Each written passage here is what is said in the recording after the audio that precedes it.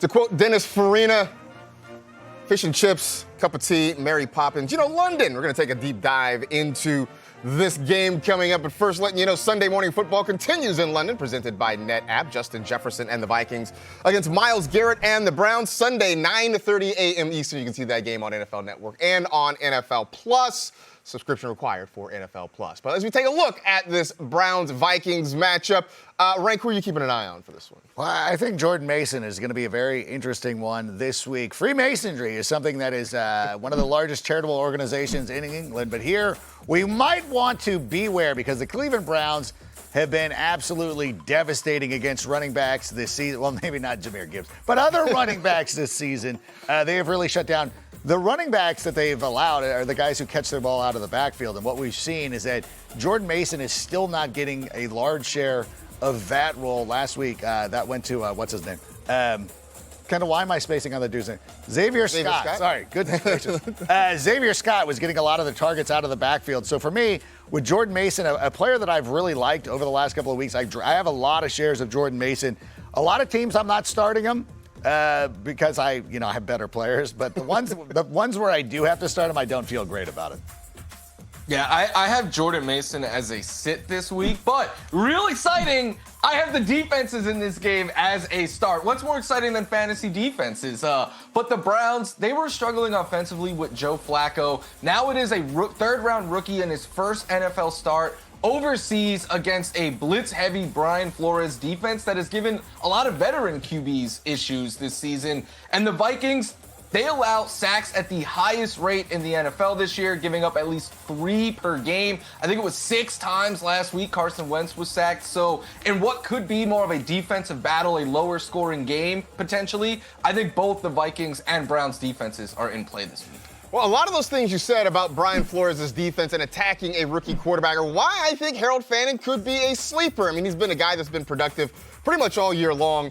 There's going to be a lower passing volume here for the Browns this week. You had Joe Flacco throwing about 40 times a game. I don't think that's what Kevin Stefanski's going to want from Dillon Gabriel in his first ever start.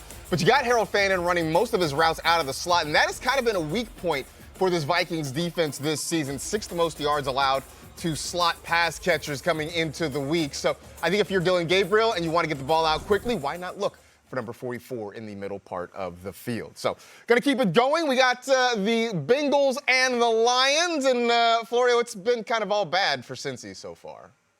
Yeah, it's all bad, and it's all because of that offensive line in front of him, which is why I think you can get away from Chase Brown this week. He is yet to run for 50 yards in a game this season. On average, he is getting hit nearly a full yard behind the line of scrimmage. So it's not his fault, right? It's on the offensive line, but that doesn't matter in fantasy. They're tough. It's a tough matchup too against the run. In some leagues, I'm playing Woody Marks over him. In some, I'm playing Travion Henderson over him. It shows us how far down Chase Brown has already fallen. I think if you're starting him, you're just hoping for catches when the Bengals are in catch-up mode, and I don't really want to live my fantasy life that way. At this point, we've just all decided, we've all agreed, we are targeting the Bengals. We're starting all of our guys against the Bengals, and so that means Jared Goff has sleeper vibes. I get it. He's been sort of meh this year. He's had the one big game this season, but other than that, hasn't been particularly great. But this is one of the worst defenses in the league.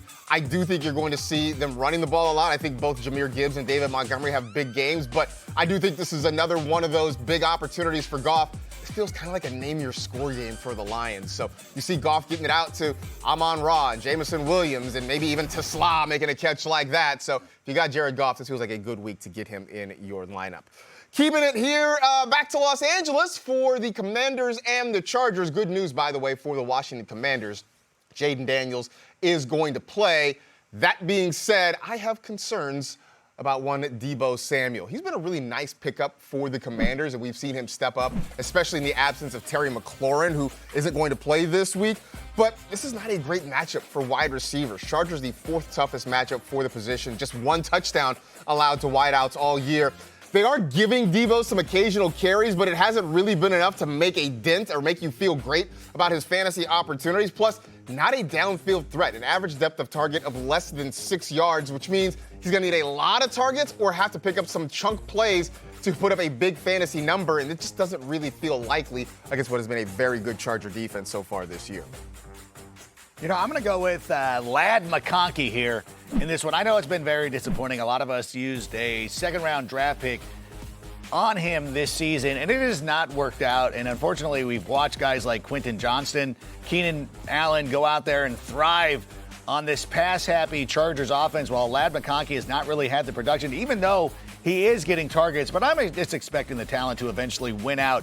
If you look at the situation right now, he's running from the slot on over 60% of his snaps. The Commanders have allowed the most yards and targets to the slot this season. I think this is a real good opportunity for Ladd McConkey to go out there and reestablish himself as one of the better wide receivers in fantasy football. I'm waiting for the Ladd breakout game. I mean, everybody else has had one. Let's get one for Ladd, too. Meanwhile, one of the big games, certainly on paper this week, it is the Broncos at the Eagles. And, Rank, what do you got in this one? You know, I'm going to say beware of A.J. Brown. I know for a lot of us it's not going to be practical, but I think if in a lot of two wide receiver leagues, for instance, I have Puka Nacua, who I started last night. A.J. Brown was my second receiver who I've put on the bench for Emeka Ibuka. You could slide him. I probably have to play him in the slot because Roma Dunze would be my typical slot option because we only start two wide receivers. But there's something about this thing that really bugs me. A.J. Brown's had over 8 fantasy points in 1 of 4 games this year, and that was a game where they fell behind early to the L.A. Rams. And then you go out there and you listen to him in the locker room complaining, talking about all that stuff, which is great. Like, if you weren't 4-0, like, what do you you want to go down to Miami? I'm sure they will take you in Miami and you can go play for that team and have 15 targets a game and not win. What is really your point of emphasis here with A.J. Brown? That kind of stuff rubs me the wrong way, and I know it shouldn't view or hurt my fantasy interpretation of that, but I don't like it, Marcus. I understand. All right.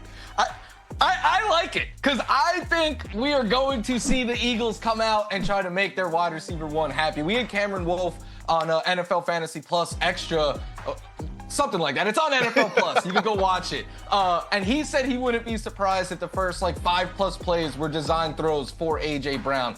And I think that's what we're going to get this week, a squeaky wheel game. Plus, last week was rough. I'm not denying that. But he had a 40% target share and 75% of the air yards went his way. You give Jalen Hurts and A.J. Brown that combination that we've seen have success so many times before, that kind of volume, and I think good days are going to come. You know, I would just hope Nick Sirianni wouldn't play into this game. You're Super Bowl champions. You're 4-0.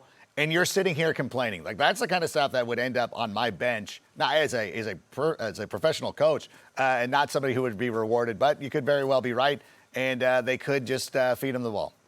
As somebody who drafted A.J. Ashton Jeanty goes back to his original stance in the backfield from Boise State, and looks like the Boise State version of Ashton Jeanty. But the Raiders have a tough one coming up this week against the Indianapolis Colts. And Rank, which way are you going on this one? Do they? I think this is another good opportunity for Ashton Jeanty. He was perfect last week. Ashton Jeanty went out there, scored 3 touchdowns. Bears won. My fantasy team wins. The Bears win. It was perfect. But going up against the Colts this week, they've allowed a lot of production to running backs this season. They've allowed the 10th most rushing yards per game, and they're very vulnerable anytime they get near the end zone in the red area. They've allowed a touchdown on close to 90% of drives. So Ashton Jeanty's an absolute must-start this week. Yeah, last week was unfortunate for those who do the opposite of what Stardom Sit-em tells you to do. And that means this week you're going to be sitting Daniel Jones. I think with Daniel Jones, the key is to play him in weeks when he is not going to be under pressure at a high rate. The Rams got to him last week. It was his worst fantasy game of the season. But now the Raiders, they have generated pressure at the 6th lowest rate in the NFL. And Jones this year has the 5th best success rate when not under pressure. So I think he will have time in this one, and he will get the ball to Michael Pittman Jr. and Tyler Warren and all his pass catchers there in Indianapolis. All right, Indiana Jones ready to ride again against the Las Vegas Raiders. I can speak, per Michael F. Florio. But that gets us to our next gen nugget with our researcher Kendall Mursky, a.k.a.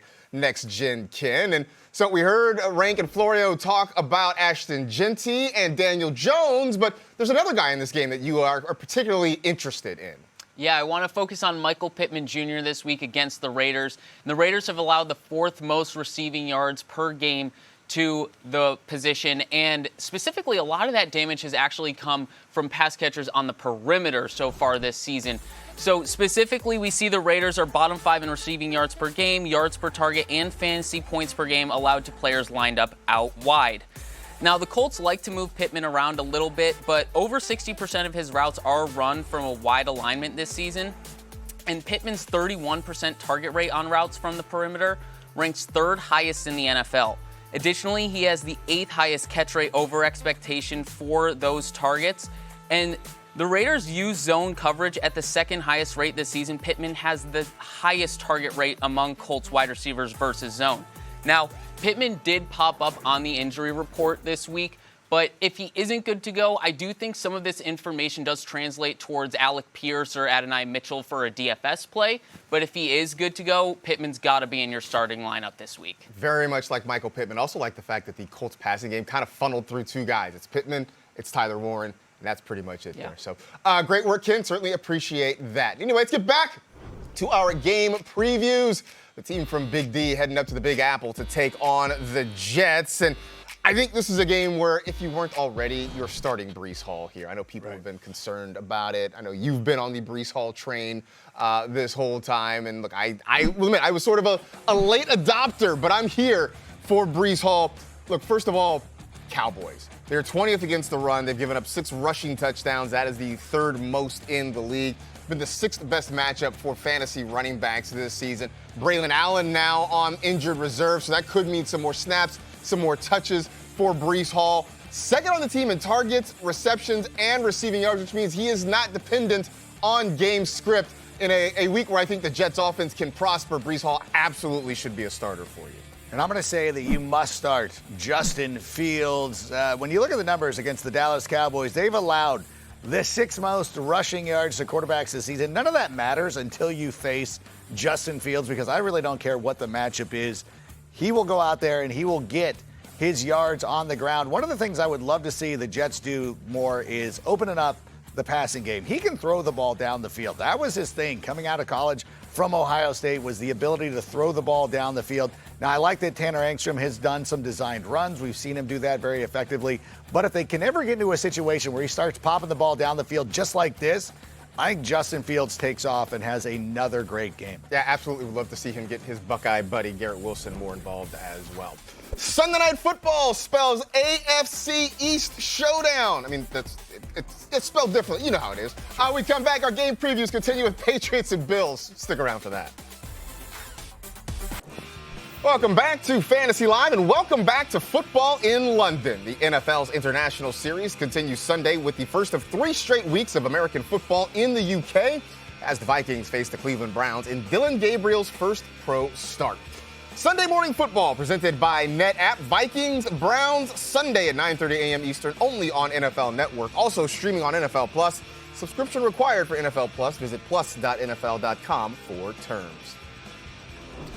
So now that you know about that, here's some other things that should grab your attention, what we like to call If You Know, You Know. We will start in Tampa. Buccaneers head coach Todd Bowles has announced that Bucky Irving has been ruled out for this week's contest against the Seahawks due to a foot injury. Look for Rashad White and Sean Tucker to divvy up those touches. And staying in the NFC South, Chuba Hubbard, who hasn't practiced this week due to a calf injury, has been officially ruled out for Sunday's game against the Dolphins. It appears that Rico Dowdle will fill Hubbard's role this week in Carolina. So, Rank, a lot of fantasy managers finding themselves in a tough spot after hearing about these injury updates. In that situation, do they focus on maybe the team's backup running back, or do they look at somewhere else for help? Yeah, when you look at somebody like Rashad White, I think you can feel comfortable starting him. I do believe that a lot of times in these situations that they just continue their role, and somebody else like Sean Tucker will come in and fulfill the Bucky Irving role. However, we have seen Rashad White do just about everything for the Buccaneers. Going back to the last season, before Bucky Irving took over his role in the backfield, Rashad White was kind of their dude, and I think that they have faith in him. They do have confidence in him. So instead of picking up somebody from the waiver wire, I'm more likely to go with Rashad White in this instance. Although at the same time, we need to start looking at some of the guys that we can stash in our lineups. Guys like Brashard Smith, Jaden Blue, some of these other guys who are out there who could eventually end up having bigger roles in offenses as opposed to scrambling right now. Yeah. I completely agree with adding Jaden Blue and stuff. I looked on all of my waiver wires today about see if Rico Dowdle was there. It is a fantastic matchup. The Dolphins have allowed the 8th most yards to running backs. They've given up explosive runs at the 5th highest rate. And they're at the top 4 in receiving yards to running backs. So even if the Panthers are trailing, Rico Dowdle, we know, can win in the passing game. We saw him handle the backfield all year last year in Dallas. So I do think Rico is someone you could start, even though my alter ego kind of hates Rico. But if you want a deep sleeper here as well, Trevor Etienne, brother of Travis, is now the RB2, and he is a very explosive runner. Just a reminder that you can never have too many running backs because they tend to get injured at a really, really high rate. Getting back to our Week 5 game previews, we got the Giants and the Saints in this one. And Rank, you've gone to the dark side, huh? I have. Well, it's a revenge game for Jackson Dart. If you didn't listen to his press conference earlier this week, he's upset at the Saints for not drafting him. This is his chip on his shoulder. We're getting out of control now with these guys, they didn't draft. What is he going to do when he plays the Commanders? Like, I can't believe they didn't trade Jaden Daniels and start me. But I do like the way that Jackson Dart played in the week in his first start in the NFL, going up against the Chargers. Like, a lot of people are like, why are you starting him against the Chargers? He was pretty good. It's the NFL. You got to go out there and you got to make your starts. I like the designed runs. I like the chemistry he has with Wan'Dale Robinson. I like Jackson Dart as a sleeper this week. Yeah, I have Jackson Dart as a start this week because of what he does with his legs. And the same thing could be said for Cam Scatterboo, who has scored 13 or more fantasy points in 3 straight games. In that span, he is 3rd in the NFL in red zone carries, and only Josh Jacobs has more goal line looks. He's getting a ton of volume, and game script does not matter with him because we've already seen when they're playing with a lead, they will feed him carries, and when they are trailing, they will feed him targets. So it is a win-win for fantasy, especially this week because the Saints, they struggle against running backs on the ground and through the air. So whichever way it looks, it's good things for Cam Scatterboo. Cam Scatterboom is, I think, what we should be calling him. I like that a whole lot. You ever wondered what Michael LaFlorio has in common with Carrie Underwood? They'll both be waiting all day for Sunday night. Patriots and Bills on Sunday Night Football. And, Florio, I'm going to ask for your blessing on this. I like Keon Coleman as a sleeper in this game for the Buffalo Bills. I should also ask, Next Gen Ken. He's also a Bills fan there. I get it. Josh Allen spreading the ball around. There's no one guy that's being fed a ton of targets. But Keon Coleman does lead the team with targets this season. He leads the team in air yards as well, going against a New England team which will give up some chunk plays through the air. You look at explosive plays allowed by defenses, only Washington and Pittsburgh have allowed more so far this season. So if Josh Allen decides he wants to challenge downfield, and why wouldn't he in this big division rivalry game, I think Keon Coleman has a chance to really make some big plays here. Yeah, I have a few lineups with Keon Coleman in it this week. I have even more with Travion Henderson. And I think both him and Ramondre Stevenson are in play this week. Stevenson continues to be the lead back there, but we saw Henderson more utilized last week, including being used in the red zone. But it's all about the matchup, right? The Bills, they've allowed the 8th most rushing yards to running backs, and they allow explosive runs at by far the highest rate in the NFL. And I know I'm not the only Bills fan down here in Southern California. I will be with Stevie Johnson in Newport Beach at Cruisers Sunday night watching the game if anyone wants to come join us. Shout out to Bay Area high school football legend Stevie Johnson. From Vacaville, for sure. Anyway, that gets us show on the road this season. I don't think we'll take on the Seahawks. And we've loved Double E all year. I imagine that Sunday night game. It does not change at all. Last week, there might have been a little apprehension not knowing what his role was going to look like playing without Mike Evans. But you absolutely start Emeka Egbuka. And really to the point, too, I know a lot of people, I've seen the lineups, I've seen you guys reach out to me. We were talking about A.J. Brown earlier. Like these instances where you're in 2 wide receiver leagues, where you've not been able to play Emeka Egbuka because you've used a high draft pick on somebody like A.J. Brown or somebody like that, he needs to be in your lineup. There is no way that you can leave him on the bench. He is the number 1 wide receiver for a prolific passing offense, 4 receiving touchdowns this season, tied for the 3rd most in the NFL. He has at least 5 receptions of more than 25 yards, including that touchdown we just saw here coming back from the break. You have to start Emeka Egbuka. Yeah, I stopped including him in start him, sit him because it's just like he's a must-start play right now. But I'm going to go here with a deep sleeper of Elijah Arroyo. Last week, my deep sleeper on the show was Woody Marks. And last week, we saw Arroyo he was the second leading receiver for the Seahawks. And the Bucs, they have allowed production to tight ends when teams are actually targeting that position. So even if you don't want to start Elijah Arroyo, if you've been weak at tight end, you're streaming week to week, I think he is a good end of your bench stash just to see if he hits moving forward. All right, we'll stay in the NFC West, heading down to Arizona, where the Cardinals hosting the Titans. And can I get spicy about this? No. Oh. It's Arizona. Okay. There's no spice in Arizona. Well, it really is. Have you been there, Rand? Like, Arizona has no spice. Yeah. It's a border state. No spice. It is the craziest thing. I want to tell you to start the Cardinals defense, which probably isn't that spicy considering the Titans offense is bad. I mean, it's bad when even Cam Ward is saying in terms I can't necessarily say on the show Keep it a buck. how bad it is. We're going to keep it a buck about that. I'll say this, the Cardinals defense, I don't know if it's a great defense or if it's a great fantasy defense, but they have had some really good matchups that they've taken advantage of early in the season. This Titans offense last in passing yards and total points scored. So if you are looking to stream defenses, look, perhaps you're worried about the Ravens. Perhaps you decided to not start the Rams last night. The Cardinals could be the answer for you this week.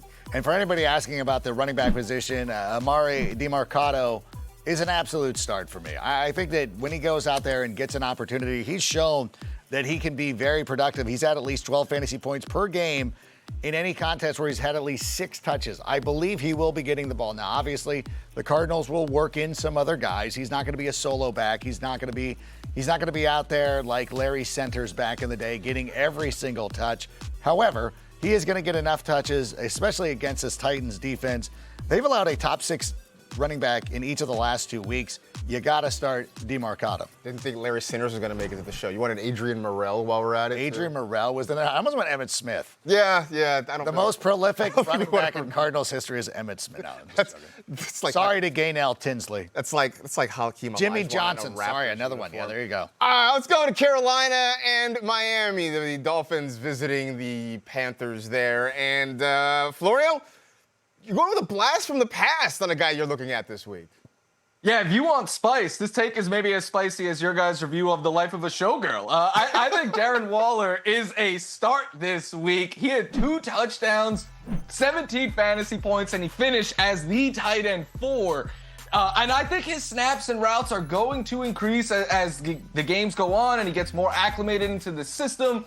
I believe we saw last week, he is the go-to guy in the red and end zone for this Miami Dolphins team. There's a lot of targets up for grab now without Tyreek. He's going to play some tight ends, some out wide. And the Panthers, they've allowed the most yards to tight ends. So I like Darren Waller and Swifties. These guys said it, not me. Hey, look, she just wanted to write about her favorite tight end. What can I say? I'm telling you, you're starting Jalen Waddle.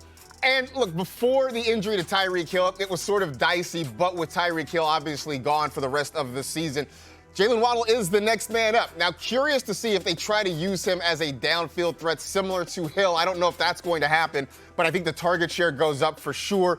The Panthers on paper look like a tough matchup. They haven't given up a ton of fantasy points to wide receivers, but I think some of that is just because teams have run the ball so well on them this year. This becomes a very narrowly funneled passing game, I think, between Waddle and Darren Waller. So if you've been on the fence about starting Jalen Waddle, this feels like a week you can get him into your lineup. Go on to Baltimore and Houston. I know it's been a rough go for the Ravens so far this season, but fantasy-wise, Rank, what are you looking at? Well, I'm going to go with Woody Marks in this one. And a lot of people have been coming out and they've been asking me about Woody Marks on the Twitter there, and I've blocked every single one of them. You know why? Because I told you this in August, that Woody Marks was going to end up being the guy. You're like, go Rank, you do this all the time. You always go out there, you pick these rookies, and they never work out. Bucky Irving didn't work out for you last year. Listen, sometimes you got to have a little forward thinking. So for those of you who've been on board with Woody Marks over the last couple of months, get him into your lineup. The Ravens have allowed a lot of production to the running back position. I think that it's difficult. It's one of those things that you can't. It's like watching one of your favorite series become off. It's like watching Dexter, and you're like, you know what? I should have just bailed after the Trinity killer. Yeah, that should have been the end of the series. That's the way the Ravens are like. They're like the post-Trinity killer of NFL defenses right now. So they're awful. Got it. Which is why I have Woody Marks on a ton of lineups this week, and I think C.J. Stroud is a sleeper in this one. He is coming off, right there, 18.4 fantasy points. That is his best fantasy game since week 6 of last season. And the Ravens, like Rank was saying, they are top 4 in pass yards, touchdowns, and fantasy points per game allowed to quarterbacks. But what I think is most importantly here in this matchup, they have generated sacks at the second lowest rate. And we know pressure has been an issue for CJ Stroud because his words, not mine, he is losing his athleticism already at 23 years old. So you don't have to worry that much about that this week. I think CJ Stroud is in play if you've been streaming quarterbacks.